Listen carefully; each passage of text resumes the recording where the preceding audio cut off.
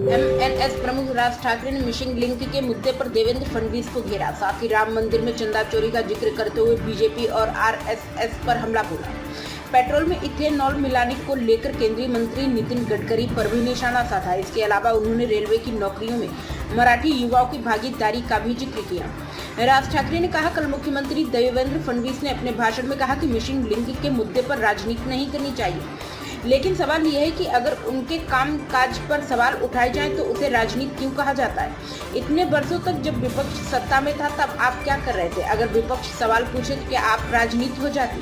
हमारी सरकार को हिंदी की बड़ी चिंता है। उन्होंने कहा, अगर आप काम का विरोध करें तो मुख्यमंत्री यह आरोप क्यों लगाते कि हम राजनीति कर रहे हैं। मिशन लिंक के मुद्दे पर बोलने से महाराष्ट्र का अपमान कैसे हो गया?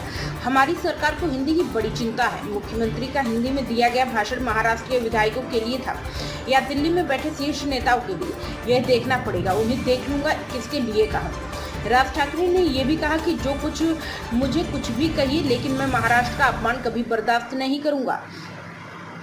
आज लोग मिशन लिंक पर बात कर रहे हैं, लेकिन महाराष्ट्र के मुद्दे पर कोई बात नहीं कर रहा। एक मंत्री कहते हैं कि मिशन लिंक की घटना प्राकृतिक है, इस पर राजनीति मत कीजिए। याद रखिए, कल आपकी सरकार नहीं रहेगी और ऐसी कोई घटना होगी तब आप यही कहना कि प्राकृतिक घटना और इस पर राजनीति मत कीजिए। 2008 में आंदोलन के दौरान मुझ पर 110 केस दर्ज हुए। एमएनएस प्रमुख ने आगे कहा कि साल 2008 में रेलवे भर्ती के मुद्दे पर आंदोलन हुआ था। उसी आंदोलन से पार्टी आगे बढ़ी और पार्टी के चुनाव चिन्ह के रूप में रेल इंजन मिला। मुझे तो सिर्फ ट्रेन में सफर करना आता है, बाकी तकनीकी बातें आप लोग जानते हैं, लेकिन यह आंदोलन कभी मत भूलिए। महाराष्ट्र की रेलवे में मराठी युवाओं की भागीदारी बढ़ी, इसी उद्देश्य से वह आंदोलन किया गया था। रेलवे में काम करते समय कभी लापरवाही मत बरतिए। आंदोलन के दौरान मुझ पर 110 केस दर्ज हुए, मुझे गिरफ्तार किया गया और कई मनसे कार्यकर्ताओं को भी गिरफ्तार किया गया। उन्होंने सवाल किया कि अगर महाराष्ट्र में रेलवे में भर्ती हो रही है तो उसकी जानकारी महाराष्ट्र के अखबारों में क्यों नहीं आती, वह उत्तर प्रदेश और बिहार के अखबारों में क्यों प्रकाशित होती है। राज ठाकरे ने आगे कहा, बाद में फैसला आया कि रेलवे भर्ती परीक्षा स्थानीय मातृभाषा में भी दी जा सकती है। इसके बाद हजारों मराठी युवाओं को नौकरी मिली। आज उस बात को 19 साल हो गए, लेकिन इसे कभी नहीं भूलना चाहिए। आज जब फोन उठाते तो मराठी सुनाई देती।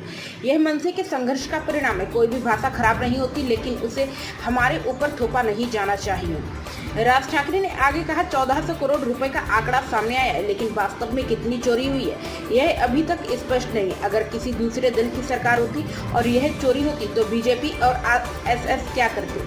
आंदोलन करते, मोर्चे निकालते, लेकिन अब आपकी सरकार, इसलिए कहा जाता है कि इस पर राजनीति नहीं होनी चाहिए।